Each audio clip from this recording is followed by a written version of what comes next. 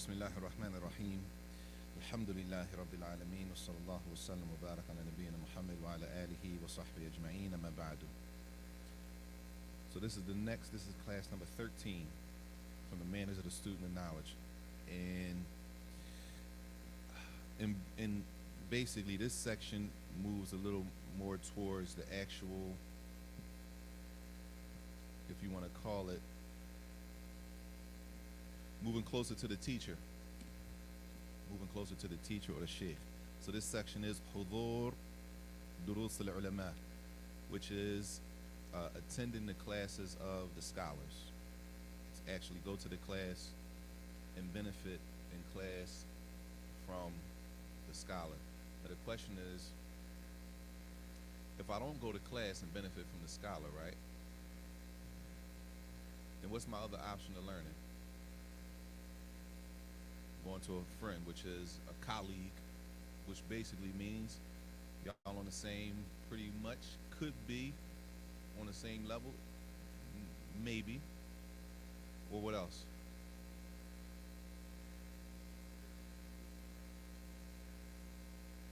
Just in general, if I'm not learning from a scholar of Islam, right, then what's my other options? Who am I learning from?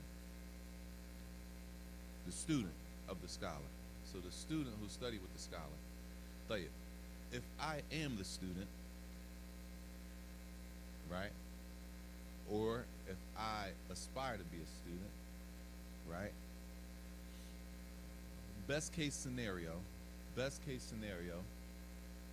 I'm doing what this chapter is talking about. I'm going to the classes of a scholar. That's best case scenario. Everybody with me?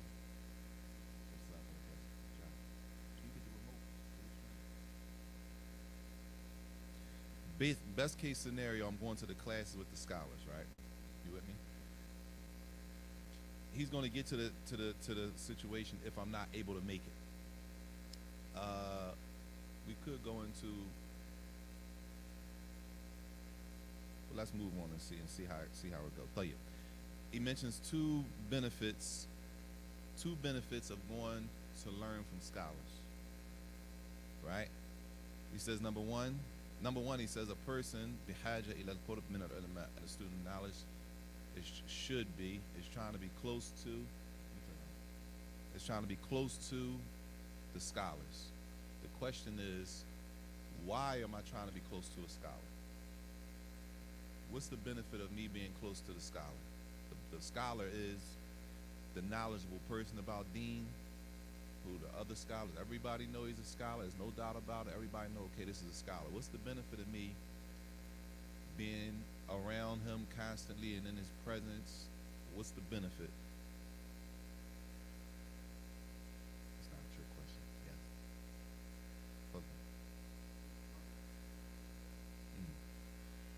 Okay. To learn the edit, learn how to behave. Okay. What else? Same thing.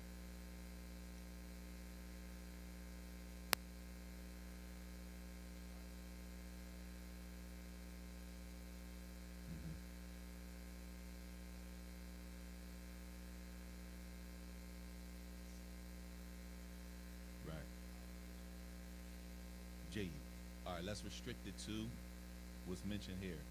Class time. Hudur ulama. Hudur durus ulama. Scholar teaches, for example, between Maghrib and Isha. Right? If I'm going there, what am I going there for? Seek knowledge. Like, what am I trying to benefit from the shaykh?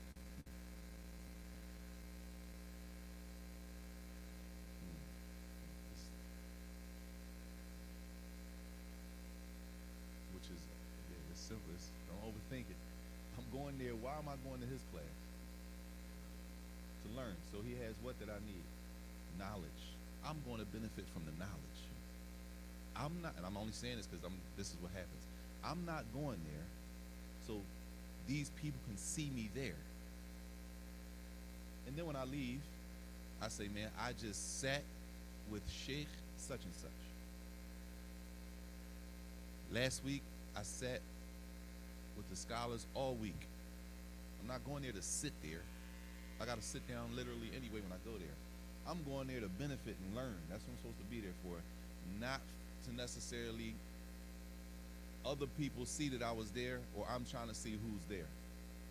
Because you'd be surprised what people go to classes for, right? I'm going there, and that's the first thing he mentions. He says to benefit the intifa' bi ilmihim, to benefit from the knowledge they have. Not necessarily for you to see me shake his hand. I shake his hand, somebody catch a picture of me shaking his hand. Right? I'm not going there for that. He says the second thing, وَسُؤَالِهِمْ عَمَّا يُشْكِلْ مِنَ الْمَسَائِلِ, and to ask him questions, or her questions. Is it a female, such thing as female scholars? Right? To ask him or her questions about things that I don't understand. That's the benefit of going to the durus, the classes with the scholars. I'm trying to benefit from their knowledge. Maybe I can get a question in. I've been trying to get this question in. I've been going back and forth with this issue for years. I'm trying to figure this out. Maybe I can get my question answered. He says, and this is the verse in Surah An-Nahl, verse number 43, where Allah says, فَاسْأَلُوا أَهْلَ ذِكْرٍ إِن كُنْتُمْ لَا تَعْلَمُونَ.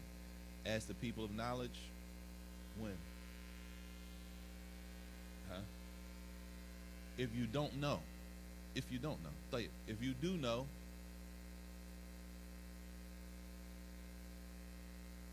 you ask a question that you already know the answer to? Yeah.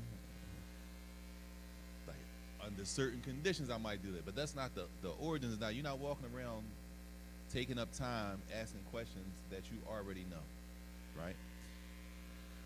طيب. Surah An-Nahl.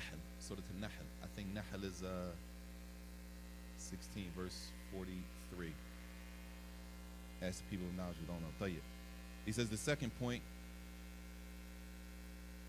is what everybody already mentioned. He says that whoever man qaraba min al-ulama, whoever gets close to is close to the scholar, they're going to benefit from. Close doesn't necessarily. Close can mean a couple things. Close can mean every day, or close can mean what's coming. That you've been around that scholar for a long period of time.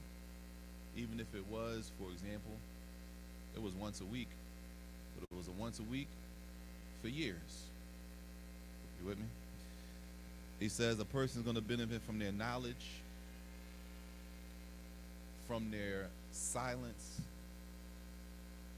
right?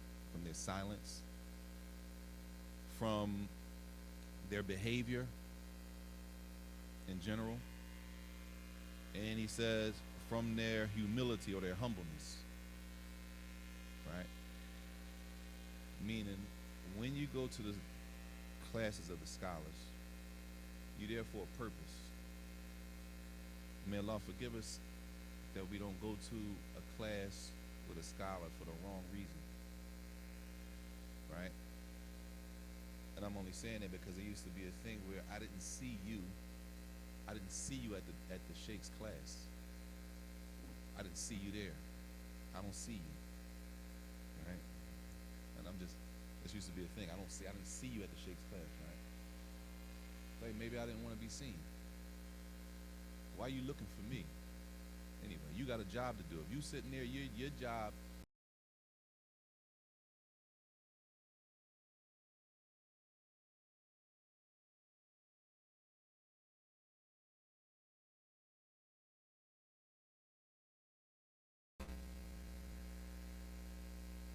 Humility.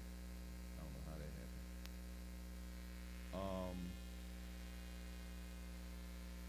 So because you didn't see me there, right? The next thing is, make sure I'm talking to you. You're not there. Now all this has nothing to do with you benefiting. You went there for a reason to get what you're supposed to be getting. If I'm there, if you're there, everybody's supposed to be going there for a reason. I'm not there to check and take roll and check attendance, who's here today and who's not there, whether you saw me or not. All right? Your job is to go there and benefit what you can benefit to be able to worship Allah better. And that's everybody's job. Tayyib. And I'm only saying that because it used to be a thing, and sometimes we even do it. I don't see you at the class. as if it's only one class going on. As if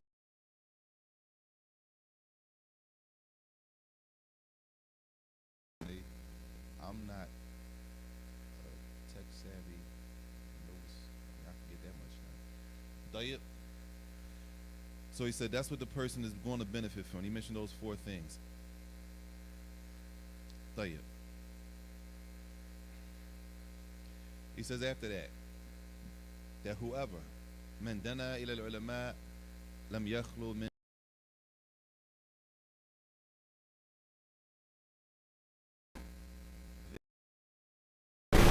benefit from a certain amount of thing. I don't know what's up with this joint.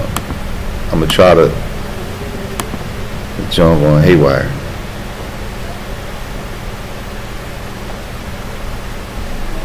I don't know why. Tayyib.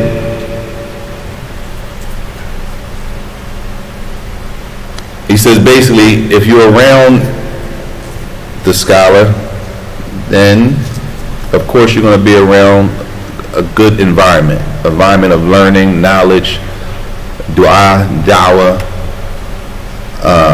And then he mentions a statement here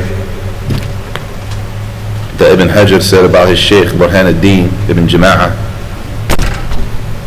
He said, لازمته زيادة على 3 سنين.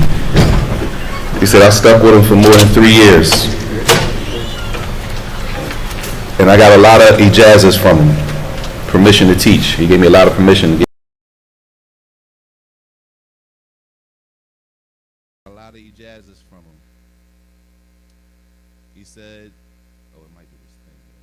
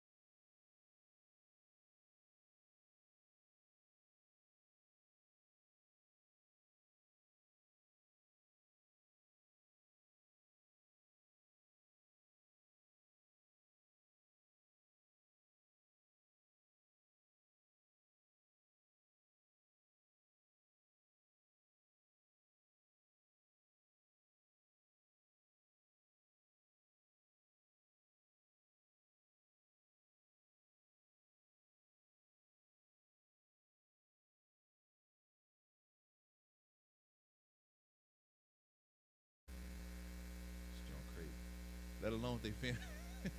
my bad. Let alone if they family. That's why you got to be there. If you're in the city of Philadelphia and you're watching the class and you have the ability, you should be places so you ain't got to worry about malfunctions. The people who outside, they don't have a different trip. That's a different conversation. But you're on mute. I don't know it's on mute. It's cool now. Alhamdulillah. Allah musta'an. Tayyib. He says, number 6, وَمِن سُوء طَوِيَّةٍ إِلَى النَّصِيحَةِ. He said that a person, you will be moved from, when you're trying to give somebody sincere advice, from having a bad intention when you're going to advise them. You're going to tell somebody to correct them. Being around a scholar helps you build up a good intention when you're going to give somebody advice. And that's a whole conversation in itself about advising and being sincere and advising and correcting each other, and that's a whole conversation. طيب. He says, كان طلاب العلم يحرصون على حضور دروس العلماء ويكثرون منها. To knowledge used to be very, very serious about going to the classes with the scholars. Not just I live in the same city with them, maybe I personally know them. No, the tulab, the people, the students that's really trying to learn, they were serious about going to the class and benefiting. Being there and benefiting. And he says often, and a brother asked a question the other day in the Arabic class about how do you find time to review? How do you find time to review? And the student of knowledge, all time is for review. People have rights in your life. You have children, they have rights. Parents have rights. Family have rights. Your wife have rights. Your husband have rights. All your time outside of that is for review. That's the mentality. That's the mentality if you're really trying to benefit, if you're really trying to cover some ground. The mentality is, I have children that I have to make sure that they're, as we say, they straight, make sure they straight, make sure my wife's straight, everybody straight. Books. That's it. Review. Memorize. Class with a shake. That's it. All right, somebody needs something from the people that I got to stop. All right, let me put this on hold. Go deal with them. Make sure they get their stuff done. Cool. Back to the books. That's it. And even when you do that, you only get, you got to be sincere, number one, and you only get what Allah gives you. We can do that. All of us in this room could do that for 5 years straight, and at the end of the 5 years, we all going to be on different levels when it comes to knowledge. Qadarullahu ma shafa'a. Somebody's going to get more than you. You're going to have more than somebody else. The level's still going to be different after all of that. Alhamdulillah. You only get what you get. You be sincere. So he says that the tulab al-ilm, they were serious about going to the classes with the ulama often. Now, most ulama in Mecca and Medina, for the most part, unless it's what they call a seminar, most of them teach, not all, but most. I'll say this. It's a normal thing for a sheikh to have one class he teach. Nah, he probably teach more than that. I'll say this. He teaches that book. He'll teach a specific book once a week. But he might have 3 or 4 days he's teaching throughout the week. But you're not equipped to be in those all 4 classes. So you're going to one class with that sheikh one time a week. Okay? In order to finish that one book with that scholar, it might take you 2 years, 3 years, depending on how long the book it is. From beginning to end. Everybody with me? When the flyer goes up that the sheikh is starting a new book, everybody rushes to the class. Everybody goes and buy the book. We try to find the best print of the book. What copy is he using? I want to get the copy that he's going to be reading from. Right? Everybody goes to the bookstore. They just get a whole shipment in. Sheikh about to start teaching. Everybody sell the books out. First class, masjid is full all the way, no room. Class only once a week, probably. More than likely it's once a week. Every Tuesday between Maghrib and Isha. Next week, half the masjid is full. The following week, a third of the masjid is full. By a month and a half, 2 months in, those are probably the people that's going to be there for the next year and a half, 2 years, 3 years. More than likely. That's how it goes.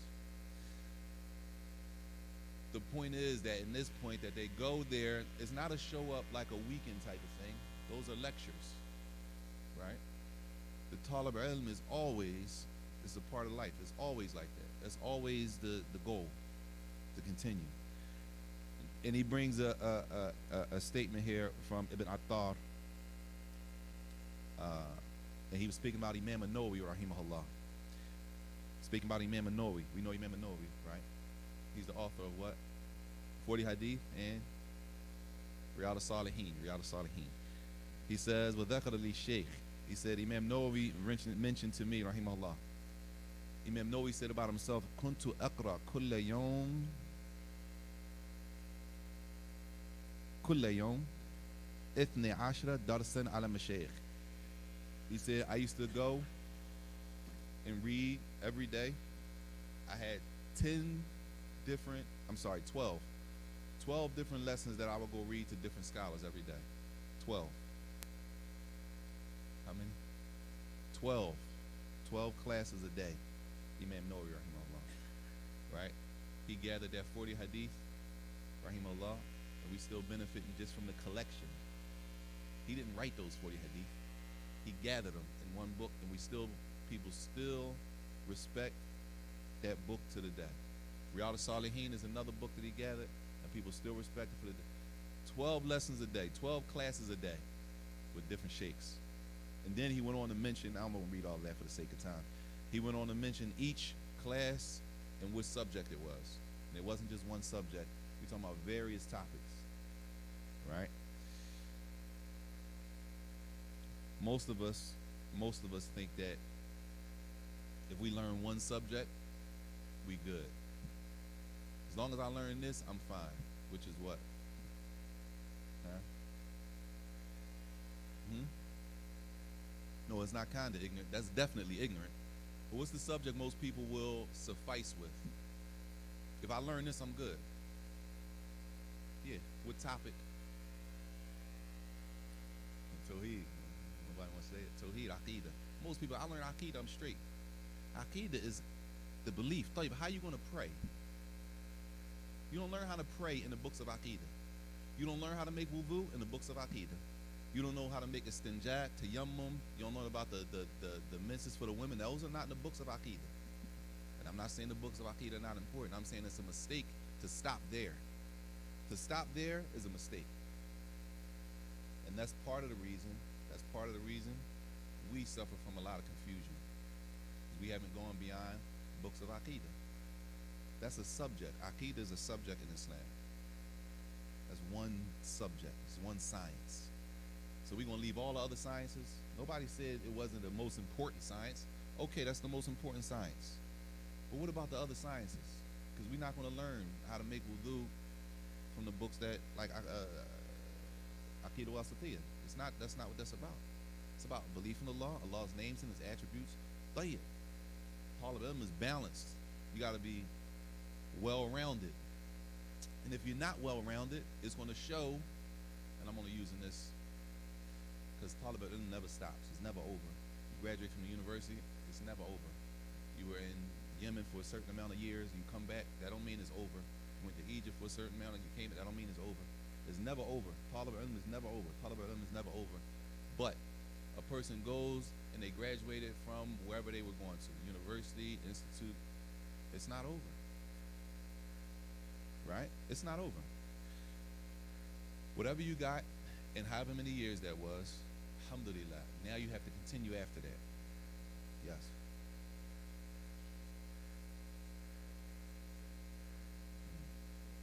Hafidhullah. He's still living. Yes. Yeah. Still living. Allah yahfadhhu. He's older too. Being well-rounded is important. And what happens is, and what's happening right now, and I can speak from my own personal experience. I ain't talking about nobody else. I'm talking about myself. Even though I know other people, but I'm talking about me. If you're not well-rounded in your studies, you're going to have holes at the end. Your understanding, the way you understand things is going to be not consistent. When I say holes, it's not consistent because you're not well-rounded. You only know this subject. You got it. Really, that's all you know. That's all you gave any attention to. And at the end, when it comes to being a Muslim in general, living life as a Muslim, you have holes in the way you understand things, deficiencies. It's not clear. You keep, the way you move is contradictory. Not because Islam is contradictory. Because of my knowledge, now my practice looks like I'm contradicting myself based on how I'm practicing, and I'm practicing based on my knowledge. So since I wasn't well-rounded in my studies, at the end, when it's all over, when I got to leave Mecca and Medina and Yemen and Egypt, wherever I go, I didn't do what I was supposed to do. I wasn't. Now I come back here, mashallah, mashallah. But for real, I got holes. I got a lot of misunderstandings because I wasn't well-rounded in my studies. That's important to be well-rounded. Nobody said Aqidah wasn't important, and the most important Tawheed, of course. Tayyib, you got to learn other things, though. Islam has other things. So anyway, he mentioned 12 different books and specific things that he went over. Some of them in the language of Arabic, some of them in Usul al-Fiqh, some of them in Mantiq, Ilm al-Rijal, Aqidah, all type of things. 12 lessons a day, Imam an-Nawawi, rahimahullah. Anybody know anything special about Imam an-Nawawi? Anything special about him? Yeah. He died very young. That's your homework. You can find that out. How old was Imam Nawawi when he died? Tayyib. That was one you were going to say? Oh, that wasn't what you got, Sheikh.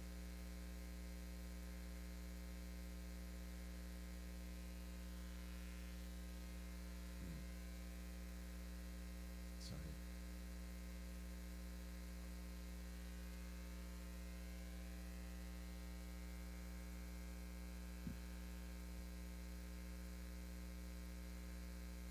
Allah. That's it's worth reading his biography. Just to read his biography is worth it. We read these books about the P, especially. It's worth reading the biographies of the authors and the scholars. We read their books all the time. We should read their life story. We'll read a life story about a millionaire and where he came from. Now he made it and came from nothing. We'll read his story, right? But we'll benefit from Sheikh Uthaymeen's books, rahimahullah, Sheikh bin Baz, Sheikh Salih Fawzan, Imam an-Nawawi, Sheikh al-Islam ibn Taymiyyah. We'll benefit from their books and never read their life story. We should read their life stories. It'll give us some encouragement. طيب, he says number 7. كان طلاب العلم يلازمون العلماء ويصحبونهم سنوات طوال. I'm sorry. Number 8. That's 7.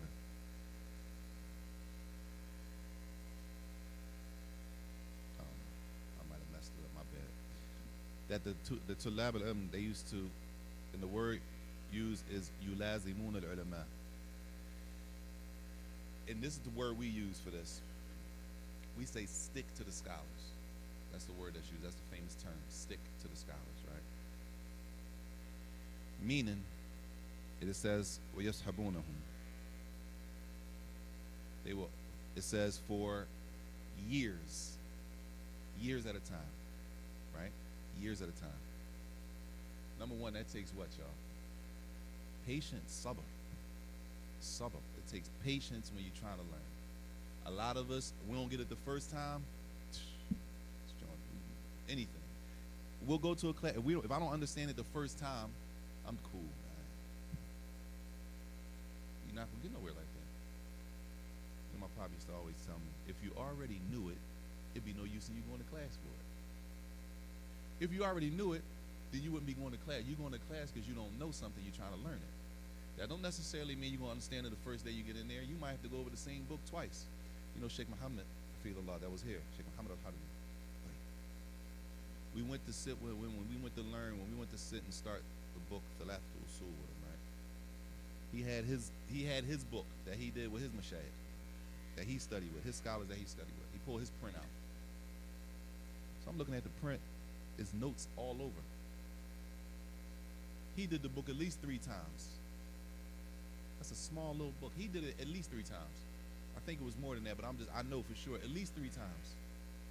You got to go over it. Make sure you want to understand everything in the book. No, nothing is left. I don't really understand that. That's the mentality, which takes patience. It takes review. It takes repetition, consistency, right? Years. Everybody with me? Tayyib. He says, Ibn Hajar rahimahullah,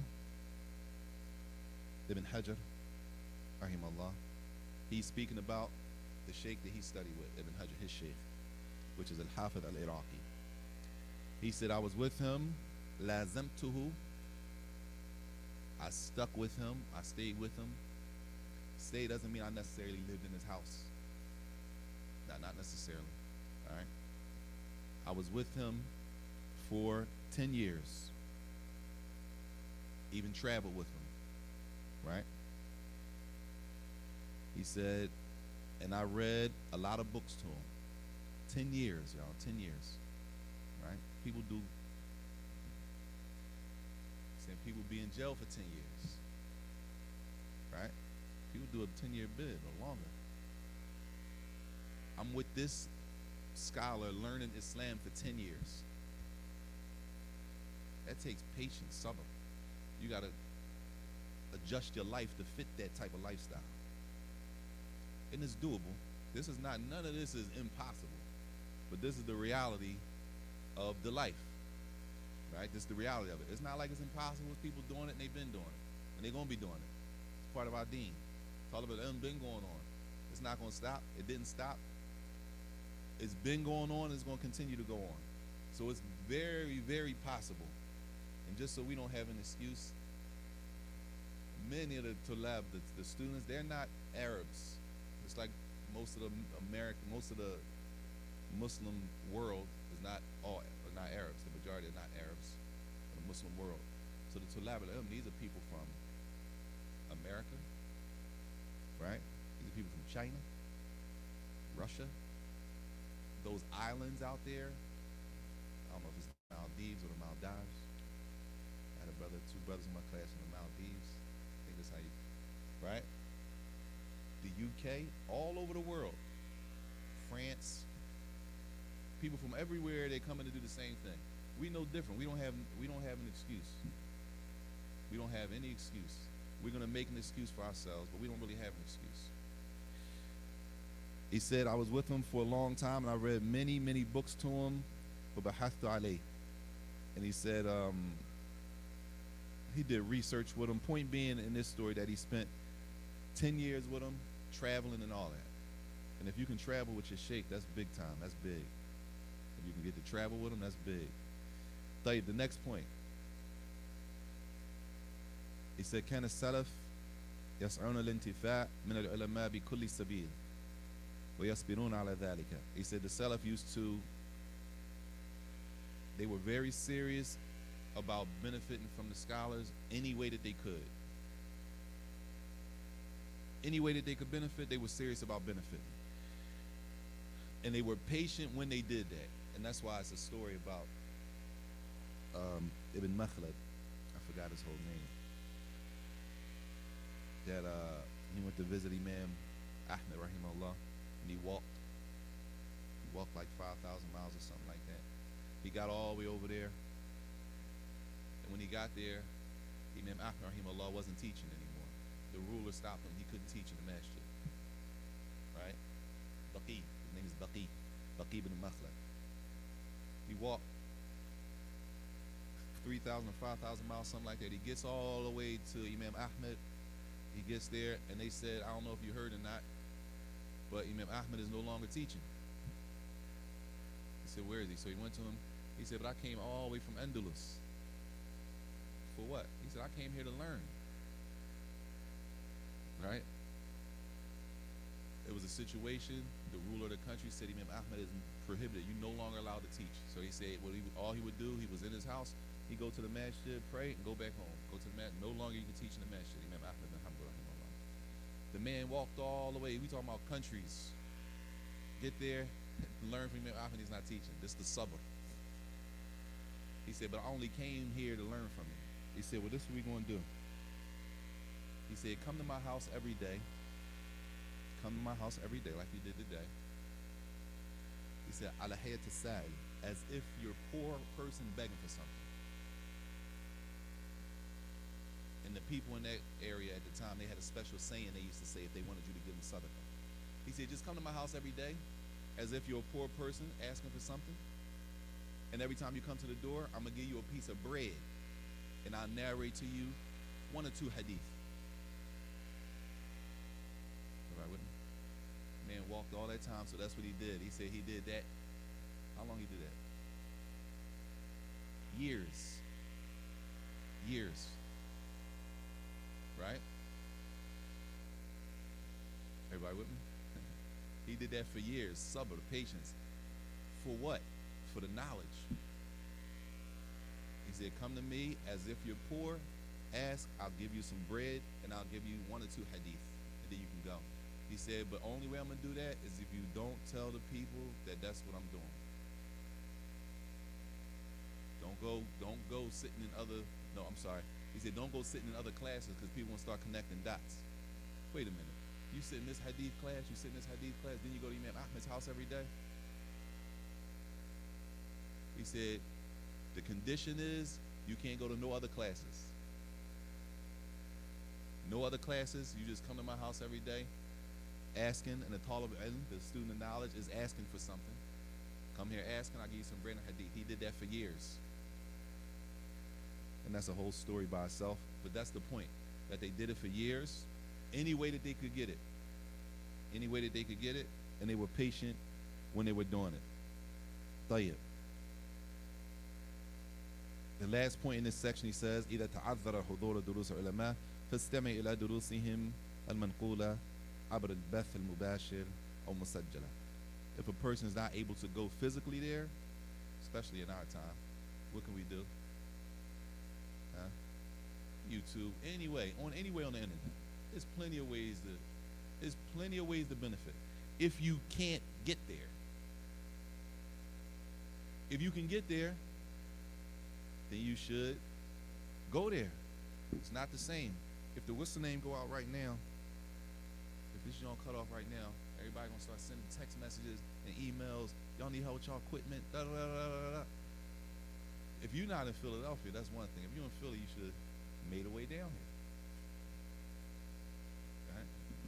here. Right? طيب. The next section is called Al-Ikthar min al-Shuyukh. And in this section, this is about having more than one teacher, having more than one sheikh,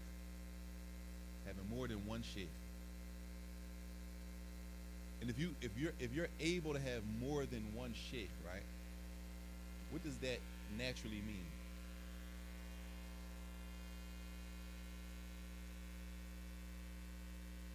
Huh? No. All right, let me say it like this. If I have the option to go benefit from more than one sheikh, then naturally that means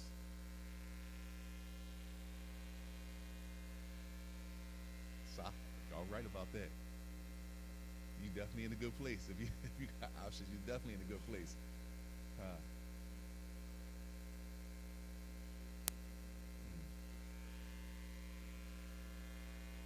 So hey, each sheikh could specialize in something different, which contributes to you being well-rounded. That's true. You learn the edeb. Good. All the scholars don't teach the same way. Yes, they have edeb, but they're human. They react to things different. Right? You're going to get a lot of exposure. Anybody else? This might be us. Huh? If you can pick, that means there's more than one person to learn from. And I'm only saying that because many of us have narrowed down knowledge to one or two, and that's it. If it's not coming from this sheikh, it must not be the truth. If it's not coming from these 2, 3, if they don't say it, which is a mistake. And this section is called Al-Iktharu min al-Shuyukh. Having a lot of teachers. Having a lot of different sheikhs that you go and learn from. For all of the reasons that y'all said. Right? He says,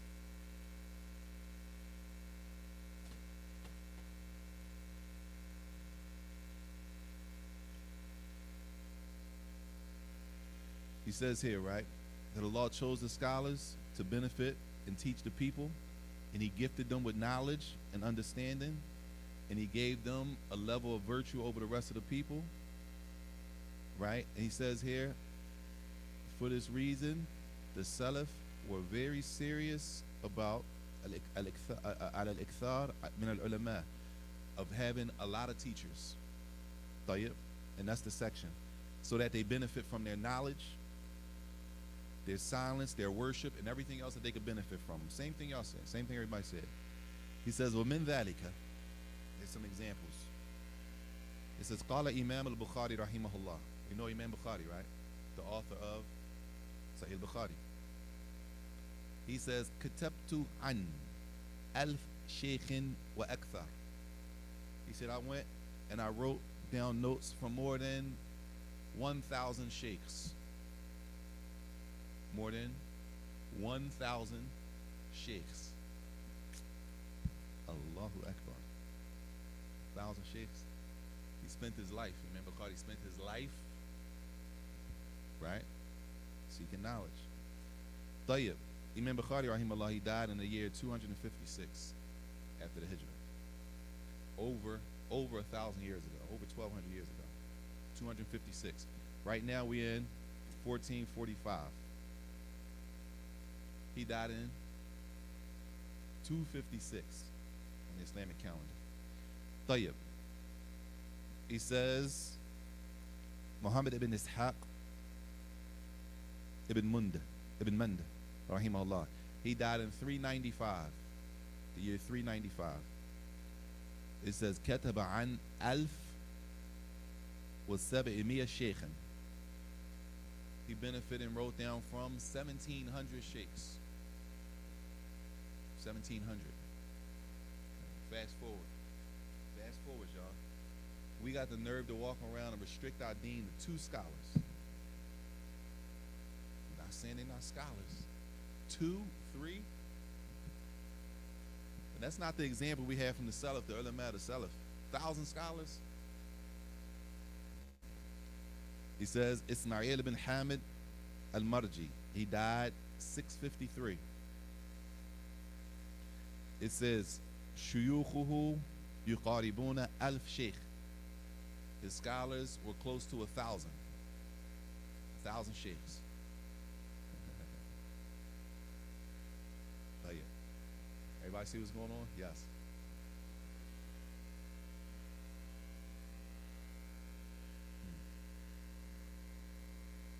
No doubt. They're taking knowledge from wherever they find it, and they're from sheikhs. They're not from random people. They're going to different. They're traveling. They're moving around. This, I'm benefiting this from here, benefit this from here. He's like this. Huh? We scared to go to another part of the city. We'd be tripping.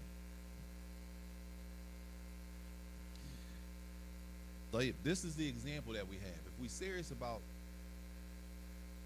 following our Islamic tradition, right? If we're serious, we got to follow what's been left for us. We have there's plenty of books written like this. This is not like the only book that has this. Plenty of books written like this that we have the opportunity to read and follow. Whether we practice it or not, that's our situation, that's our problem. Tayyib. That last person died when? 653. It says Abdul Mu'min ibn Khalif al-Daymati died 705 years after the Hijrah. It says بلغ عدد مشايخه, the number of scholars, sheikhs that he benefited from, 1,250. Allahu Akbar.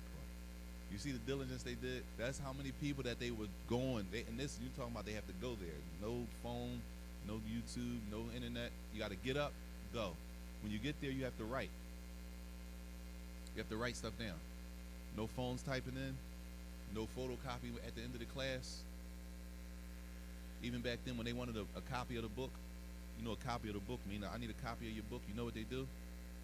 They go sit there and write the book out until they're finished, and then they go back where they came from. Not taking my book back to your country. No, you go there.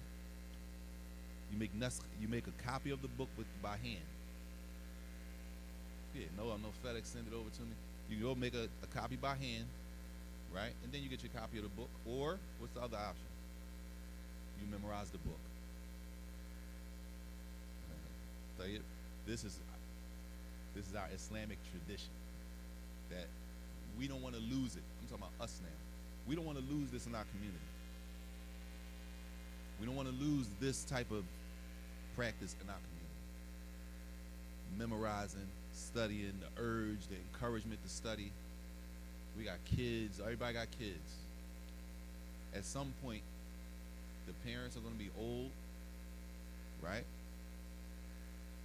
And we're going to have to get out the way, right? At some point, we got to get out the way. Every generation is the same.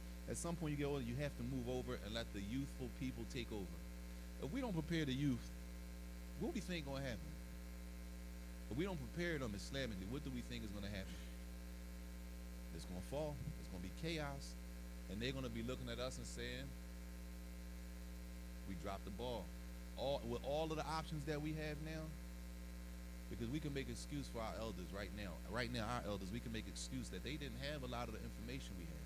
They didn't have a lot of the things, the access to a lot of the things we had in the 80s, in the 70s. They left the nation in the 70s. It wasn't a lot of options. We got tons of options. Tons. Tayyib. He died in 705, right? He mentions 1, 2, 3, 4, 5, 6, 7. All these people are from, died in the 700 and same century. 8. The next 8 people, he died in 713. The next man died in 738, 739, 742, 748, 774. All of these people, right? The first man, it says shuyukuhu nahu alf sheikh, 1,000 sheikhs, close to 1,000 sheikhs. The next man, Abdullah bin Muhib, it says mashayikhatuhu nahu alf sheikh, almost 1,000 scholars, sheikhs he sat with. Akhadha Qasim ibn Muhammad, he says an azyad min alf, a little more than 1,000 scholars he took from. Al-Hafidh al-Mizzi, mashayikhatuhu nahu alf sheikh, almost 1,000 sheikhs. Right? Which shows this wasn't something that was like a here and there. Plenty of people did this. Imam al-Dhahabi, we know Imam al-Dhahabi? You might know Imam al-Dhahabi. He has a famous book, Imam al-Dhahabi. Imam al-Dhahabi has a famous book, The Major Sins. The Major Sins by Imam al-Dhahabi. And he has a famous history book, Sir A'nam al-Nubala, the famous biographies of the people of the past. Imam al-Dhahabi, it says, Alf Sheikhin, 1,000 sheikhs. The next man, Al-Hasan ibn Ali.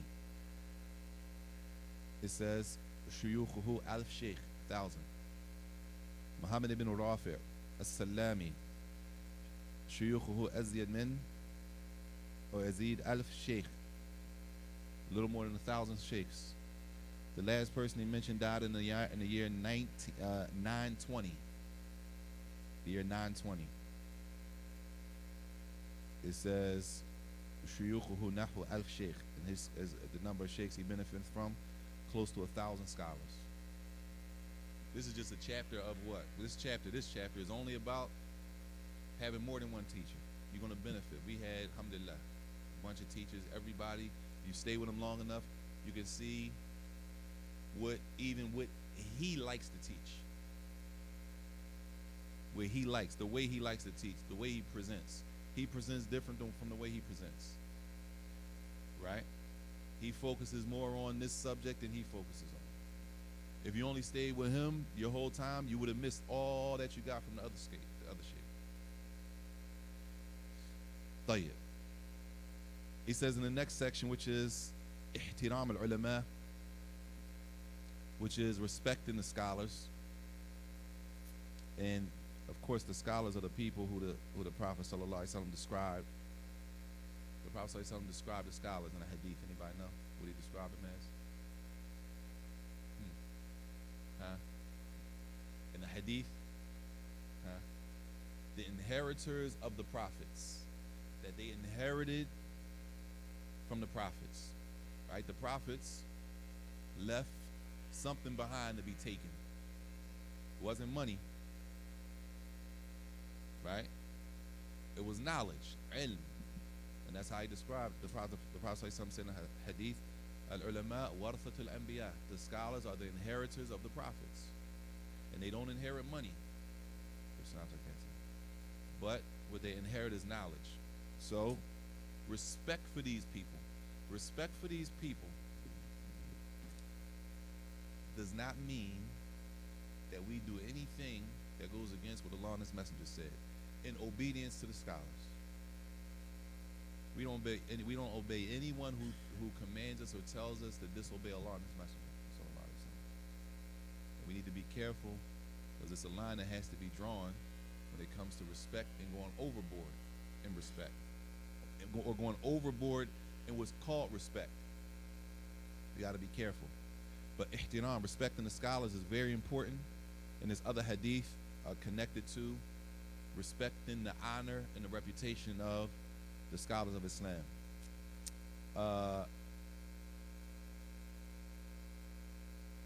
He says, from the belief of Ahl Sunnah wal Jama'ah, Al-Thana'u alayhim bi-ijlalihim, that we respect the scholars and we respect their position. These are people of knowledge that Allah chose, and they're the inheritors of the prophets, so there has to be a level of respect.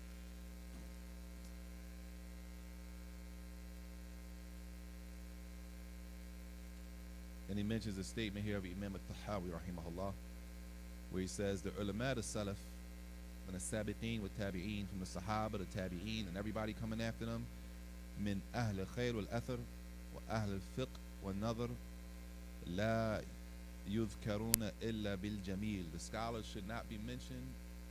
You should never be just sitting around bad-mouthing a scholar. At the end of the day, a scholar's not perfect. How we know scholars not perfect? They're humans, number one, and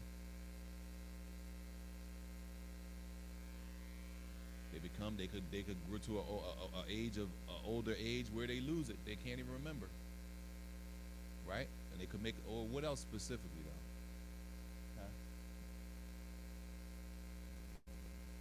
Huh? The Prophet said, "Kullu bani Adam khata'un."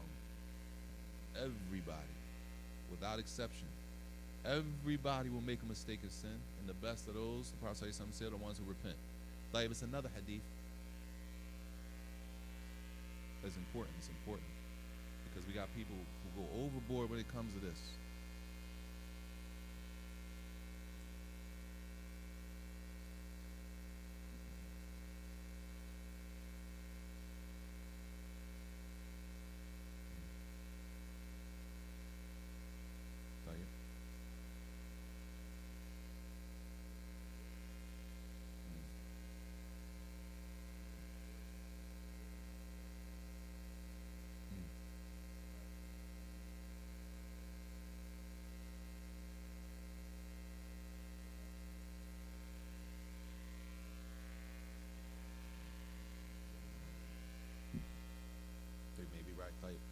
You're exactly right. More specifically, the hadith that the mujtahid, which is the scholar, if he's right, the Prophet said, if he's right, then he gets what? 2 rewards. And if he's wrong, he can be wrong. That don't mean we disrespect him. That don't mean we don't respect him. But he can be wrong, according to the statement of the Prophet sallallahu alaihi wasallam. And if he is wrong, he still gets a reward. And that's respectable, because many of us don't fall into that category.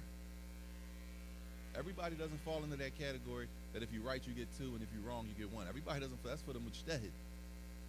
Either ijtahada, right? So that's a level that we need to understand, that a person on that level needs to be respected. And what respect looks like, that's a conversation in itself. This chapter is kind of long, so we might not finish it today anyway, but at least we can get started. In the next section, let's deal with this. Tayyib.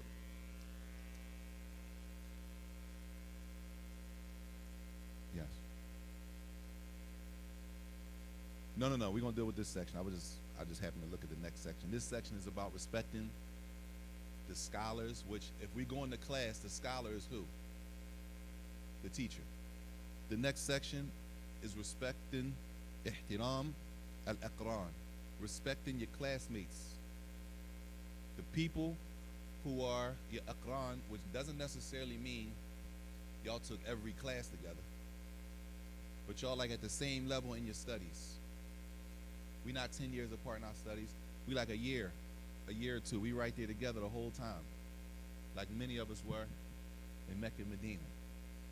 When we were all there was a lot of brothers around in the same, which we would be considered aqran, which is not a classmate, meaning in the same class, but contemporary, yes, a contemporary, right? Respecting your contemporaries. And there's a whole section about the jealousy that could come between the contemporaries. We all studying, it's possible you memorize faster than I do. Your understanding, right, is stronger than my understanding. And the sheikh recognizes that, so the sheikh brings you closer to him. You with me? The sheikh recognizes you a little sharper than everybody else, so the sheikh said, Tyler, come close to me. Sit here. I want you to read next class. It's possible that jealousy comes between people who are there studying together, aqran, right? Contemporaries. And that's a whole different conversation. We ain't get there yet. Right now we're talking about respecting the teacher, the sheikh.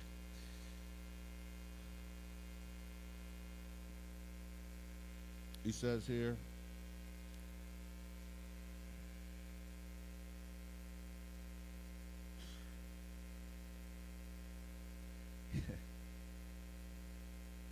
it says that the students of the ulama, when it comes to respecting the scholars, he mentions this right here. This is an example. It says, Qala Rafi' ibn Sulaiman rahimahullah. It says, Wallahi, ما اجترأت أن أشرب الماء والشافعي ينظر إلي هيبة له. He said, I was kind of like hesitant to even drink water while Imam Shafi was looking at me. Right? A person might say, wow, it's water. You can drink water. It's not halal to drink water. It's like this. And this comes to manners in the gathering. There's manners when you go to a class. I won't use class because there's manners when it comes to a gathering with the scholars. There's a certain way you carry yourself. Starting with the dress code, starting with how you sit, starting with your tone, your level, how loud you are. Right? It's a whole section of how to carry yourself when you go to the gathering, or the sitting, or the class, whatever word you want to use. Right? If I say class, I don't want people to restrict it to just class, because sometimes we meet outside of the class. Whenever you go to a sitting, a gathering is manners that you're supposed to carry yourself with. So, some things I'm shy to do, and the sheikh is not. He's not even doing that. Why would I jump up and do something like that? Let me just wait, stand down. I'm hungry, I'm thirsty, but let me just wait out of respect. Right? That might not be a proper time to drink water. Is drinking water haram? No. Is drinking water ever haram? Yes, it is. Yeah, you fast. Yeah, it's obligatory fast on Ramadan. Yeah, we're not talking about that. Drinking water is alhamdulillah, drinking water. But in this case, a person may stand down on something that's permissible out of respect for the situation. Everybody get it? Yes. What you mean?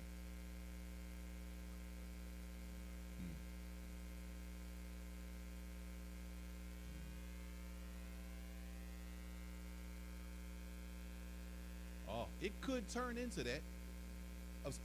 Not to a voluntary. Assuming I didn't eat anything, we've been here all day. Next thing I turn around is awesome. We here all day, so I might as well fast. Sheikh been here teaching all day. He didn't eat or drink anything. He's the teacher.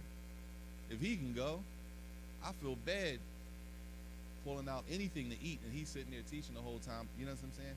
I would feel bad. So a person might say, let me just, that's the idea behind a narration like that. Not that the sheikh made it haram to drink water. Not that. Out of respect for the gathering, you going there need to understand the manners and the of the sitting with the scholars. You need to understand that. And that's what books like this are for. Now, sometimes, depending on the country, it's time for the thing. Oh, we're gonna stop then. Depending on the country, those manners could vary, fluctuate from place to place. But we'll stop there until next week, inshallah, which is we'll finish respecting the scholars and hopefully respecting your contemporaries. Wa sallallahu wa sallam wa barak nabiyina Muhammad wa ala alihi wa sahbihi wa sallam.